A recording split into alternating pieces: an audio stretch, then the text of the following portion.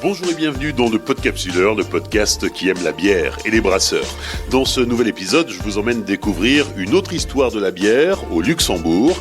La famille Lenz brasse depuis 10 générations. Il y a 50 ans, elle s'installait à Bacharach, au sud-ouest du Luxembourg, à quelques kilomètres de la frontière française. Héritière des marques Fungbrischer, Bofferding et Batin, marque historique de l'aventure brassicole du Luxembourg, la brasserie nationale produit aujourd'hui quelques 150 000 hectos par an, qu'elle distribue au Luxembourg bien sûr, mais aussi en Belgique ou en France. L'entreprise est aussi tournée vers le tourisme brassicole et a accueilli plus de 6500 visiteurs l'an dernier. Elle dispose encore d'un restaurant et même d'un hôtel situé sur le trottoir d'en face.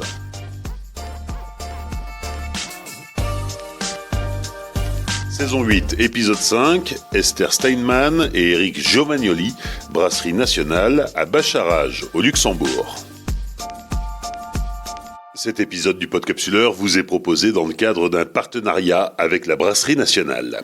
Direction Bacharach au Luxembourg, où la Brasserie Nationale fête cette année son 50e anniversaire. Cette entreprise familiale est aux mains de la 10e génération, représentée par les frères et sœurs Mathias et Isabelle Lenz. Actrice incontournable du paysage brassicole luxembourgeois, la Brasserie Nationale œuvre depuis plus de 250 ans à mettre la tradition, la qualité de ses produits et l'innovation constante au centre de ses préoccupations. Le jour de notre visite, c'est Esther Steinmann, directrice des marques, qui nous accueille. Bonjour, je m'appelle Esther Steinmann et je suis la brand manager de la Brasserie Nationale à Bacharach au Luxembourg. Nous sommes dans le sud-ouest du Luxembourg à Bacharach pour découvrir la Brasserie Nationale aujourd'hui avec Esther qui va être notre guide pour nous raconter l'histoire de cette brasserie. Et également pour la visiter, puisque dans quelques minutes, nous partirons à la découverte de cet outil industriel historique et complètement moderne. Ce que l'on peut dire pour débuter, Esther, c'est que l'histoire officielle parce qu'il y a une histoire officieuse, les historiens se tirent un peu la bourre là-dessus, mais l'histoire officielle débute en 1764. Tout à fait, en 1764, il y a la fondation de la brasserie Fungbrischer dans le quartier du Grund à Luxembourg, dans la capitale. Et c'est la brasserie dont est issue la famille qui est en ce moment propriétaire de la brasserie nationale, donc la famille Lenz, qui en est à sa 10e génération. Et alors comment est-ce que la brasserie Fungbrischer, qui aujourd'hui n'existe plus, mais c'est encore une marque de la brasserie nationale, mais la brasserie en elle-même n'existe plus, comment est-ce qu'elle arrive ici à Bacharach ? Alors c'est un petit périple, mais en fait, donc il y a eu la brasserie Fungbrischer en 1764. En 1844, il y a eu la fondation de la brasserie Bofferding à Bacharach, donc c'est là où on se trouve en ce moment. Et en 1975, donc il y a 50 ans maintenant, les deux brasseries ont fusionné. Les deux familles se sont mises ensemble pour fusionner et créer la brasserie nationale. À cette date-là, ils ont décidé pour multiples raisons de se concentrer sur la marque Bofferding. Je pense que l'avenir leur a donné raison, étant donné que c'est aujourd'hui et depuis déjà plusieurs années la bière la plus vendue du Luxembourg. Mais tout de même, il y avait un petit point de nostalgie. En 2018, ils ont décidé de faire revivre la marque Fungbrischer. Qui est la gamme craft de la brasserie. Tout à fait. Donc la Fungbrischer, c'est une Pils craft. C'est un peu l'enfant rebelle de nos bières. Comment est-ce que ça s'est transmis, tout ça ? Comment est-ce que ça s'est passé, cette fusion entre les deux brasseries historiques ? Alors ça s'est très bien passé. C'était... Les deux familles s'entendaient très bien et ont décidé, pour répondre aux demandes du marché, mais aussi contrer une petite offensive internationale avec l'importation de plus en plus importante des bières étrangères, de se concentrer sur une bière nationale qui avait déjà son succès pour agrandir ce succès et faire de Bofferding et de la brasserie nationale la brasserie et la bière incontournable du pays. Et alors, ça a fonctionné ? Est-ce qu'aujourd'hui, dans n'importe quel bistrot, on va trouver la bière d'ici ? On ne va pas mentir, dans la plupart des bistrots, des cafés, oui, tout à fait. Mais même si vous ne pouvez pas venir au Luxembourg et ne pas connaître la Bofferding, vous ne pourrez pas la rater. Aujourd'hui, c'est Mathias et Isabelle Lenz. Ils sont frères et sœurs et représentent la 10e génération de cette brasserie familiale. On rappelle que la famille Lenz, c'est les héritiers de Fungbrischer. C'est Mathias et Isabelle qui sont aux commandes. Aujourd'hui encore, la brasserie continue à se développer. Oui, bien sûr qu'elle se développe. On tente avec nos produits, avec nos gammes, de répondre un maximum à la demande sur le marché.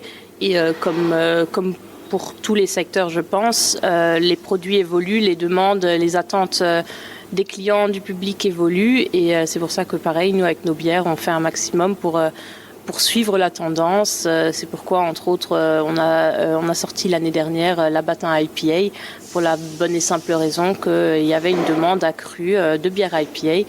Et je pense que pour l'avenir, ce sera pareil. On suivra toujours la demande du client.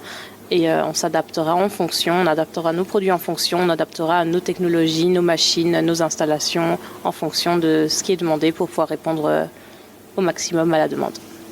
Alors Batin, c'est la 3e marque de la brasserie avec Bofferding et Funkfischer.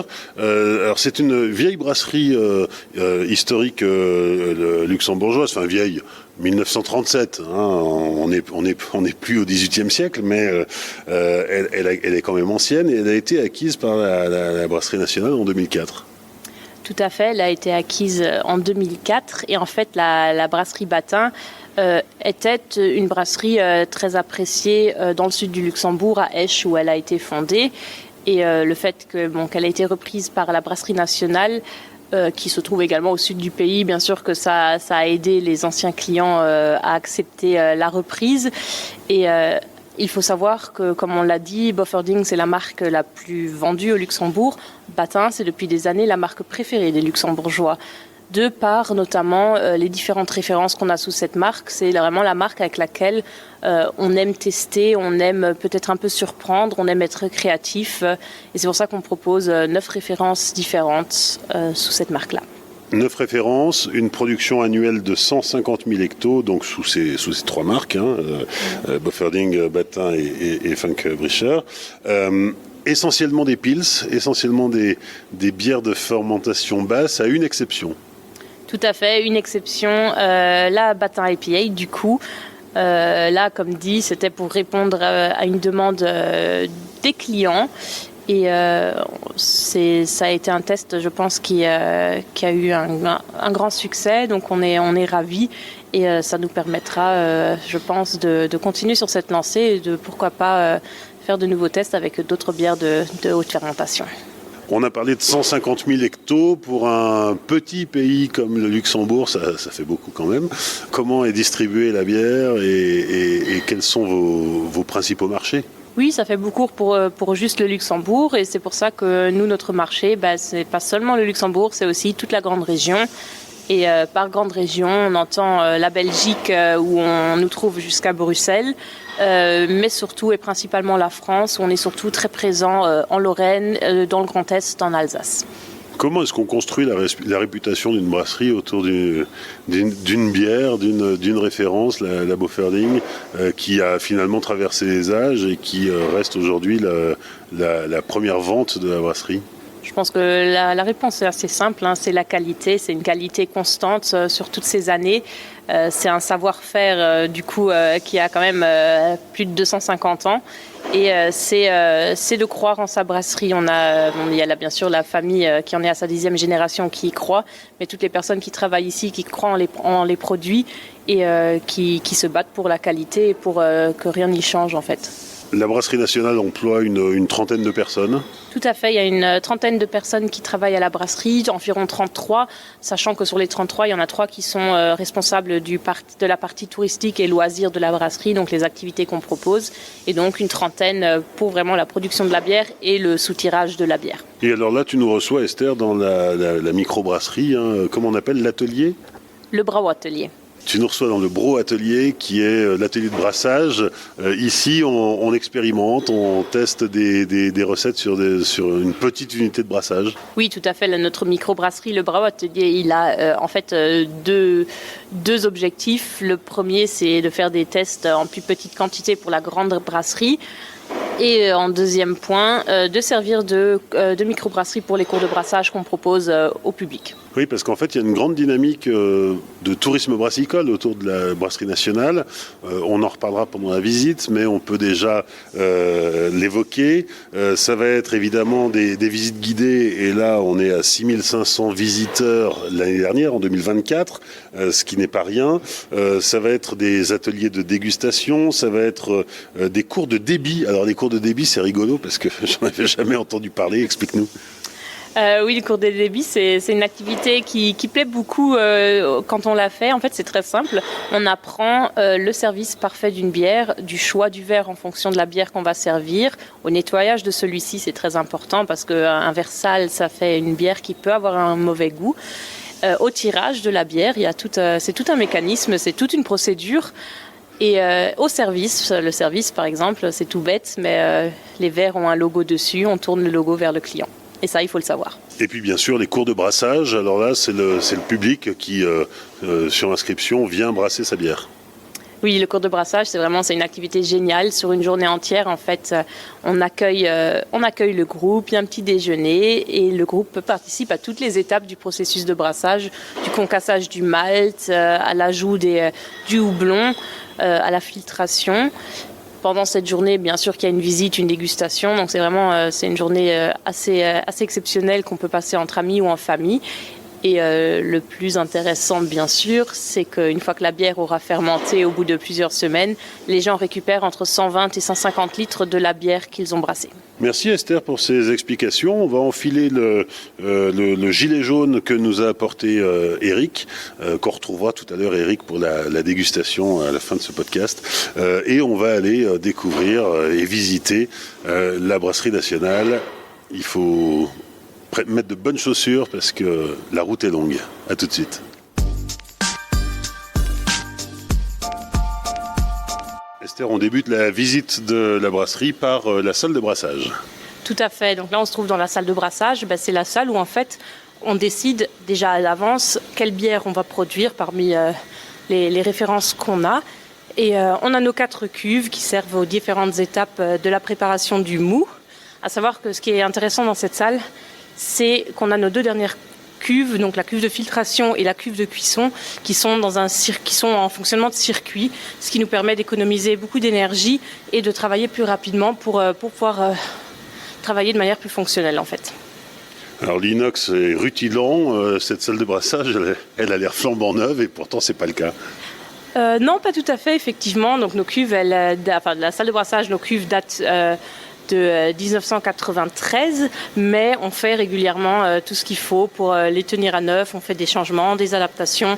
Le contenu des cuves est modifié pour suivre le mouvement, pour adapter aux différentes technologies et pour pouvoir proposer un processus de brassage toujours de plus en plus d'actualité et le plus moderne possible. Durant leur parcours de visite, les visiteurs peuvent découvrir les matières premières de la bière. On a déjà bien parlé de l'eau, mais il y en a d'autres. Il y a 4 matières premières, dont le malt et le houblon. Là aussi, en termes d'écologie, on essaie de faire notre maximum et on travaille principalement avec des fournisseurs locaux de la grande région, comme par exemple pour notre malt, on travaille avec des fournisseurs en Allemagne et en France. En France, c'est plutôt la région Champagne et en Allemagne, on serait plutôt dans la région Bavière ou le Rhénanie-Palatinat. Pour le houblon, c'est plus ou moins la même chose. On travaille surtout avec des fournisseurs allemands dans le Hallertal ou en Bavière. On a changé de salle, Esther, et à la brasserie nationale, il y a une cave à levure, c'est marqué comme ça sur le panneau pour les visiteurs. Est-ce que tu peux nous parler de cet endroit ? Alors déjà, je peux dire qu'elle s'appelle cave à levure parce qu'à l'époque, elle était effectivement dans une cave. Là, on n'est plus trop dans une cave, on est au premier étage. Ça, c'est pour l'anecdote. Mais oui, on a une cave à levure avec 2 cuves, ce qui nous permettrait du coup de travailler avec 2 levures différentes si nécessaire. En principe, nous, on travaille toujours avec la même levure qu'on cultive pour avoir effectivement toujours la même qualité de bière. Donc le même mou, la même levure, on est sûr que la qualité de la bière ne change pas. Oui, donc c'est dans cet espace-là, cette cave à levure, qu'est ensemencée la bière, puisqu'elle arrive par le tuyau ici, elle est refroidie et ensuite ensemencée. Exactement, donc après la salle de brassage, on a le mou qui est à environ à 100 degrés et avant d'y ajouter la levure pour que celle-ci elle puisse respirer et du coup fonctionner, il faut que notre mou passe par l'échangeur à plaques. Et l'échangeur à plaques, en fait, c'est très simple. On a un tuyau d'eau froide, on a un tuyau avec le mou chaud.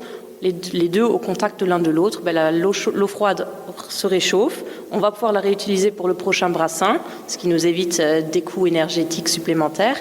Et le mou chaud refroidit à 10 degrés comme on le veut l'avoir pour que la levure puisse s'activer dedans. Alors évidemment, quand on produit 150 000 hectos, on génère quelques déchets, ou plutôt que de parler de déchets, parlons de coproduits, puisque que ce soit les levures ou les drèches, tout ça va être revalorisé derrière. Effectivement, donc c'est dans la continuité de notre politique environnementale, on essaie de faire un maximum pour éviter les déchets. Et notre drèche, comme notre levure, on la revend à des fermiers locaux qui l'utilisent du coup pour l'alimentation du bétail.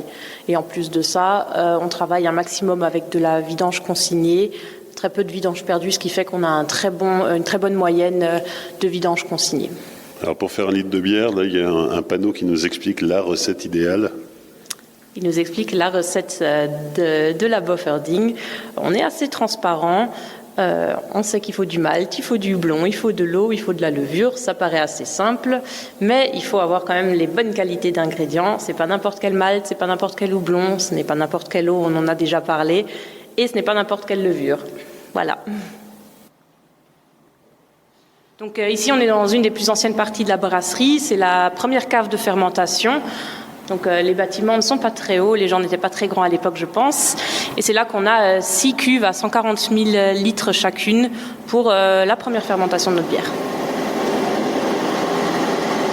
Quand on sort de la salle de fermentation, on arrive dans cet espace qui est absolument historique, un immense couloir en pente, puisque à l'époque il fallait faire rouler les tonneaux pour éviter d'avoir à les porter. Et vous avez conservé une partie historique qui évidemment aujourd'hui n'existe plus, ou encore dans quelques brasseries, mais ça reste anecdotique, c'est la tonnellerie. Oui, donc la tonnellerie, c'est l'endroit où on fait une petite pause avec nos visiteurs pour qu'ils puissent effectivement regarder toutes ces machines qui servaient avant à toutes sortes de choses, la machine à laver les bouteilles, à les remplir, les petits chariots pour les transporter. On a aussi les fûts d'origine, effectivement, vides malheureusement maintenant. Et c'est aussi l'étape, comme dit, pour faire une petite pause et déguster une petite Bay à Drop. Et la Bay à Drop, c'est une eau-de-vie de bière qu'on produit uniquement pour le chemin de visite, pour les visiteurs. Donc, ce qui est intéressant de souligner, c'est que à l'époque, la brasserie était autonome, c'est-à-dire qu'elle avait son atelier pour la fabrication de ces tonneaux et l'entretien de ces tonneaux, la réparation des tonneaux. Oui, tout à fait. Donc à l'époque, la bière se vendait principalement en fût et encore moins en bouteille. Et du coup, c'était un savoir-faire qu'il fallait avoir si on voulait là aussi produire et servir surtout aux clients de la bière de qualité. Donc il fallait des tonneaux de qualité. On est maintenant dans la salle de garde avec pareil d'immenses cuves où la bière va se reposer et maturer. Tout à fait, en fait c'est la deuxième salle de fermentation ou alors la salle de maturation. Après une fermentation de 6 ou 8 jours dans la première cave à fermentation, la bière vient dans la deuxième cave de fermentation où nous nous trouvons, où elle mature encore pendant environ 25 à 27 jours. Et alors pourquoi ? À quoi ça sert ? Notre bière, c'est un produit 100% naturel, il n'y a pas d'additifs, il n'y a pas de conservateur. Donc pour qu'elle ait le goût, pour qu'elle ait la qualité, pour qu'elle ait tout simplement toutes ces caractéristiques qui font qu'elle est comme elle est, il faut du temps, donc il faut la laisser se reposer.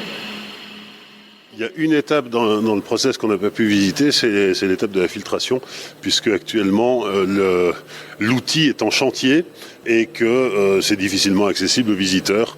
Donc voilà, entre la fermentation et la maturation intervient l'étape de filtration.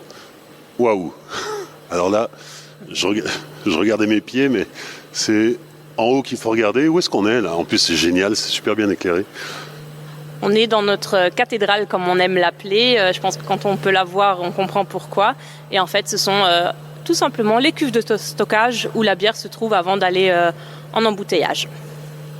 Alors, il y a quoi comme volume? Parce que franchement, c'est immense. Alors, dans la cathédrale, on a une quinzaine de cuves d'environ 144 000 litres où la bière pourrait, si nécessaire, être stockée avant d'être embouteillée. Heureusement, jusqu'à maintenant, on n'a jamais eu d'incident qui faisait qu'on n'a pas pu embouteiller tout de suite la bière qui était prête à être consommée. Mais en principe, si nécessaire, on pourrait y stocker jusqu'à un an de bière. 144 000 litres. Je vais faire quelques photos que je mettrai sur les réseaux sociaux du Podcapsuleur parce que c'est vraiment fascinant. Là, on se trouve du coup dans la salle d'eau. La salle d'eau, c'est la 4e matière première qu'il nous faut pour brasser notre bière. On a 8 cuves pour l'eau. Il y en a pour le brassin, pour la bière. Il y en a une pour l'eau minérale, l'eau 10. Et les autres sont pour la production de nos produits à la brasserie. Donc il faut de l'eau pour nettoyer, pour la vapeur, pour refroidir. Et on a aussi une cuve avec l'eau désoxygénée. Et l'eau désoxygénée, en fait, elle est là pour pousser la bière à travers les tuyaux. Et elle est désoxygénée pour la simple et bonne raison que l'oxygène, c'est pas l'ami de la bière. Quand la bière entre en contact avec l'oxygène, du coup, elle vieillit. Et on veut éviter, bien sûr, que la bière vieillisse avant qu'elle arrive dans les mains du client quand il ouvre sa bouteille. Et alors, l'eau qui part dans la station d'épuration, rappelle-nous ce qu'elle devient ensuite. La station d'épuration, comme son nom l'indique, elle est là pour nettoyer l'eau usée, donc l'eau qui a été utilisée pour la fabrication de nos produits. Et du coup, elle est complètement nettoyée, et ce qui fait qu'on réduit notre charge polluante de 90%. Et l'eau qui en ressort est en principe potable. Bon, bien sûr qu'on ne va pas réutiliser cette eau pour faire notre bière et notre eau l'eau 10, mais on la réutilise pour tous les besoins de la brasserie, le nettoyage, la production de vapeur. Là, on vient de passer devant une cuve, voilà, hop, on ressort. Et dans cette cuve, la brasserie nationale récupère le CO2 issu de la fermentation qui pourra être réemployé ensuite pour les usages de la brasserie. Esther, on vient d'entrer au conditionnement. On entend derrière nous les machines, les bouteilles qui teintent. Oui, tout à fait. Donc, c'est notre rôle de soutirage. Moi, je dis toujours que c'est un peu le grand 8 de nos produits parce que ça y ressemble énormément. Et en fait, c'est l'endroit où on trie donc, les bouteilles consignées qu'on récupère, où on enlève celles qui ont des dégâts, qui sont abîmées, qui sont cassées. C'est aussi l'endroit où on les nettoie, où elles passent par notre machine à laver à bouteilles.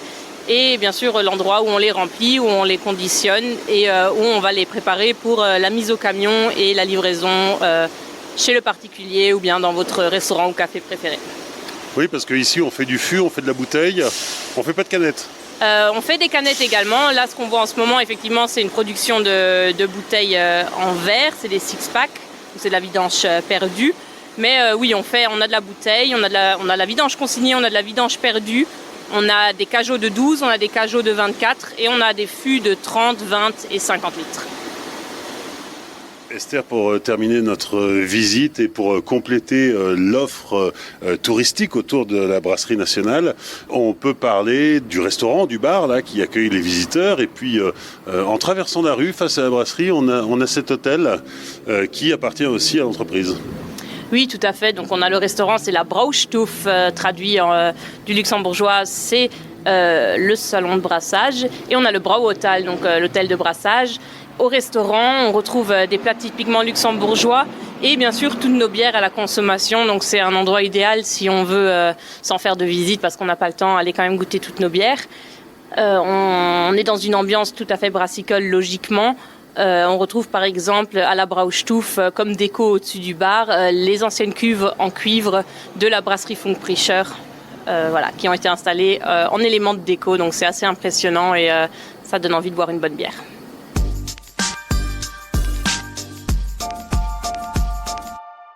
Les 5 dernières minutes avec la dégustation, nous rencontrons Eric Giovagnoli qui est responsable des visites guidées à la brasserie et accessoirement amateur de bière. Eric, que nous proposes-tu ? Bon, tout d'abord, la bière la plus importante, la Boferding, c'est une pilsner très classique. En comparaison de toutes les autres pilsner du monde, je la trouve très très légère. Et le principe, c'est vraiment d'en inviter une deuxième gorgée. Donc on a la tenue très très sec et très très maigre dans le goût, très très facile à boire. Une bière à soif, comme on dit au luxembourgeois. Donc oui, sa robe, elle est très très claire, très très pâle. Dans le nez, elle est très très florale, donc typique pour les houblons allemands, les Nobelhopfen. Et dans la bouche, oui, c'est ce que vraiment la main attraction, c'est le fait qu'elle invite une deuxième gorgée. Donc aussi très légère, à 4,8%. Sec, céréales et floral, oui. Je dirais pas qu'elle est le malt, il n'est pas dans le centre, mais c'est vraiment le loup blanc, la fraîcheur, qui invite une deuxième gorgée. Deuxième dégustation. Voilà, ça c'est notre deuxième plus aimé, la Batin Gambrinus. En tant que style, c'est une Dortmunder Export ou une Märzen. Et pour la décrire, elle est un peu plus de tout, donc plus de couleurs, un peu plus foncée. La mousse, elle est un peu plus onctueuse. Et aussi, en tant qu'arôme, elle est plus intense. Et même le goût, il est plus malteux. Donc ça, je propose aux connaisseurs de la bière qui veulent en avoir un peu plus de tout, un peu plus de spectacle dans la bouche. Et donc voilà, c'est ce que je propose. Et si vous la buvez, le plus dominant, c'est vraiment le malt et non pas le blanc. Donc elle est très, très facile à boire. Et on peut le mettre en concurrence avec quelque chose à manger un peu plus fort, un peu plus intense en tant que goût. Donc la Batin, c'est la dernière marque acquise par la brasserie en 2004. C'est bien ça, oui. Donc notre tout nouvel produit, c'est la Batin IPA. L'idée ici, c'était d'en produire tout d'abord notre première bière à fermentation haute, IPA, ale, ça veut dire fermentation haute.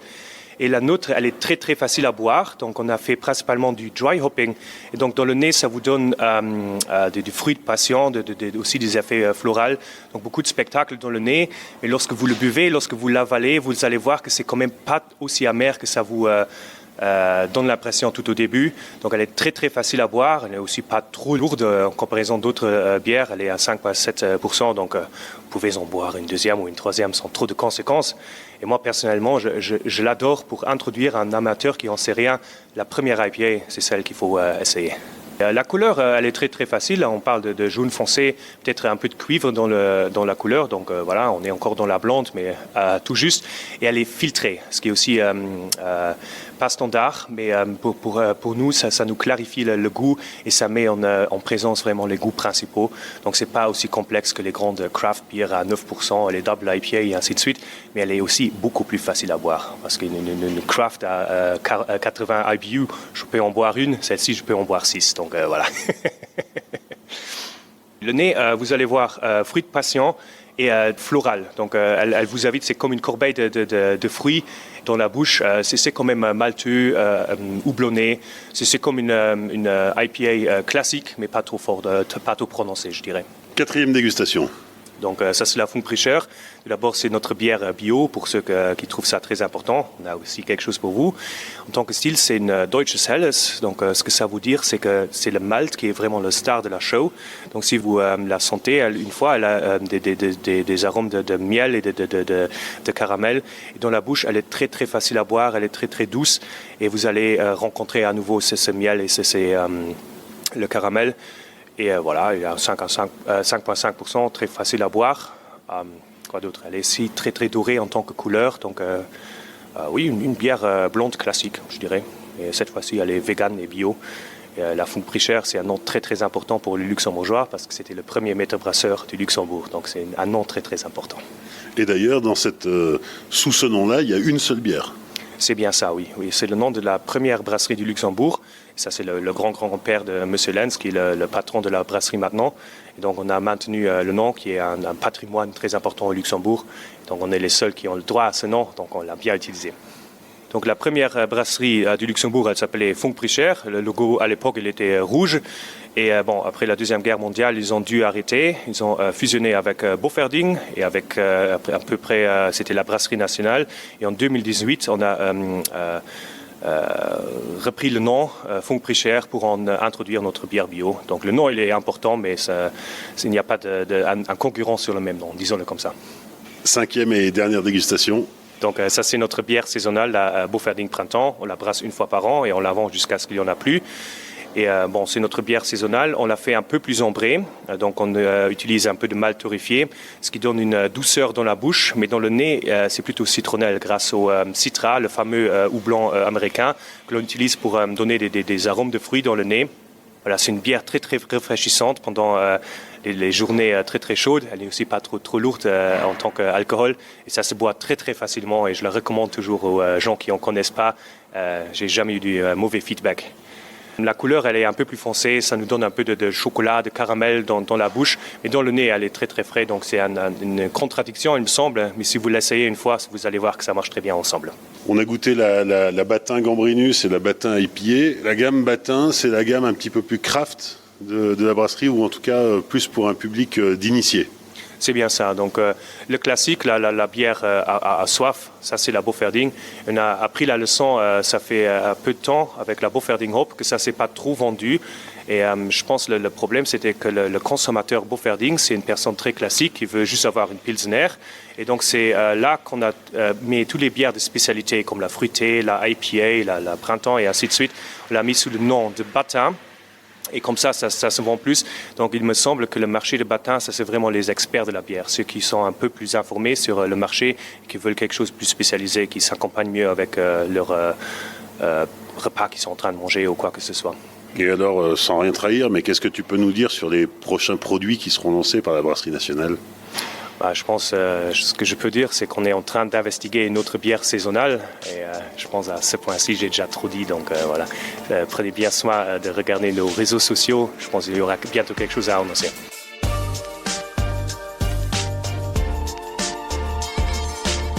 Merci à Eric Giovagnoli, Esther Steinman et à toute l'équipe de la Brasserie Nationale pour leur accueil lors de l'enregistrement de cet épisode. Sur les réseaux sociaux du Podcapsuleur, Facebook, Twitter et Instagram, vous pourrez découvrir la Brasserie Nationale en images. N'hésitez pas à liker, commenter et partager cet épisode autour de vous. Pensez à laisser un commentaire et 5 étoiles sur les différentes plateformes d'écoute de podcast. Et n'oubliez pas de soutenir le Podcapsuleur sur Tipeee. Le lien est dans la description. Rendez-vous dans un mois pour découvrir une nouvelle brasserie. D'ici là, souvenez-vous, l'abus d'alcool est dangereux pour la santé, alors savourez, mais sans forcer.